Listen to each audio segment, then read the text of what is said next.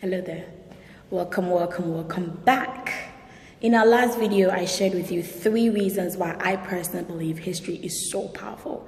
And I think I may have promised that in the next video, which is this one, and maybe even the next one, I'll be teaching you on how you can overturn the strength of history. Before that, let me say this. History may not be vocal in the way that we think. However, history lends its voice every day to patterns. What is a pattern? This is what I say in my book. The current patterns you're producing or the ones you are experiencing right now is a direct result of the compounding actions, which is only producing a reaction. Let me repeat. A current pattern is a direct result of compounding actions, which is only producing a reaction. Which sounds a little bit, should I say, unfair? Because the patterns we're experiencing seem so powerful. And for me to say it's only a reaction seems a bit unfair. But it is. Because whatever is happening in today got its strength from yesterday. So your lack of good financial decision, whatever happens, all the negative patterns you're experiencing in relationships and other stuff, has a lot to do with the decisions that has been made yesteryears. Now, let me continue to say this. The interesting thing about patterns in history is how drastically evolving it is becoming. A pattern doesn't end at the old repeating itself anymore. No. Because today's strange inputs are producing strange outputs. Let me give you an example. Who would have thought that in such a technologically advanced era that an aeroplane would be reported to have suddenly disappeared off the radar? I say all of that to say this. History cannot be ignored.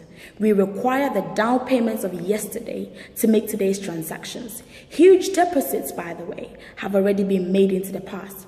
On our journey of identity, it is imperative that we stop often, just stop a little bit, to peep through the curtains of history so that we can draw out enviable wisdom. History's repetition and the evolving capabilities of patterns may happen again, unfortunately, unless we consciously choose to fight it. Now, let's get back to what we've been talking about. Why is genetics so strong? I believe I shared that one in the old video. Okay, how then do we overturn the strength of genetics? Is it possible? Something that does not need help to do its job, can we actually consciously do something about it? I did say we can, didn't I? Okay. Gone are the days where genetics was the final determinant of anything. With the little scientific background I have, I can tell you that the genetic predisposition to diseases is not the final say anymore. Something can actually be done. A DNA or a sequence within a genetic code can be cut, it can be sliced, it can be deleted, it can be manipulated, okay? That same way, that principle applies in everyday life. Okay, how can I overturn the genetics of history? How can I make sure that something that I do subconsciously, I don't do it anymore?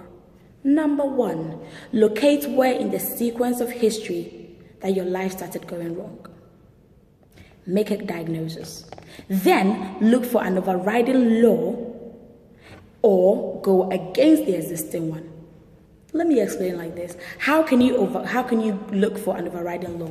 It comes in 2 ways, by revelation or by information. Let me explain it a bit further. Gravity exists on Earth. However, aeroplanes have nothing. An aeroplane is not affected by gravity after all. Why? Because an aeroplane is operating under a law that gravity cannot fight against. So whatever you're struggling with, look for something higher than that. If you choose to go against the grain, you will struggle. What do I mean by that?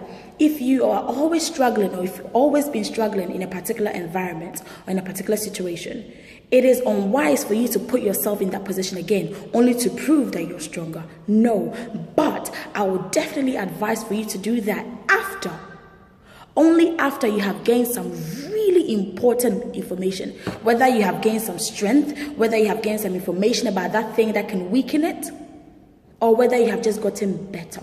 But please never put yourself in the same situation again when you are still the old person. Does that make sense? So please sit down and reflect. Where in the sequence of my life did things start going wrong? This behavior that I'm always repeating, where did it start from? Then you make a diagnosis. Once you've done that, then you say, okay, what is the thing that I need? Am I going to go against this law? Or am I going to use a higher law, which comes by revelation and by insight? Listen, even on earth, gravity doesn't happen all the time. I was watching on TV and I was so surprised that we now have flying suits. People have flying suits that they can wear so that they can be flying and not be falling down. So let me repeat.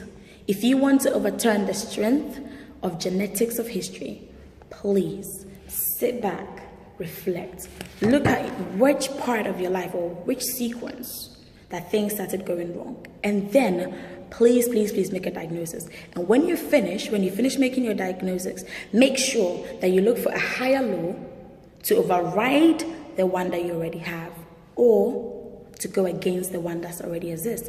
And like I said, the latter will be a lot harder. There's so much more information in this book. I think in the next videos, I'll look at how we can overturn the strength of the present and the strength of time. But if you can't wait, which I know you can't, do go to my website, www.proudlysayIam.com, to order your copy. And for any speaking engagements and to find out more about this brand in terms of the coaching with schools and in different workshops and in different organizational environments, do contact team at proudlysayIam.com. Once again, my name is Anita Mafowisu, and I am still not sorry about that.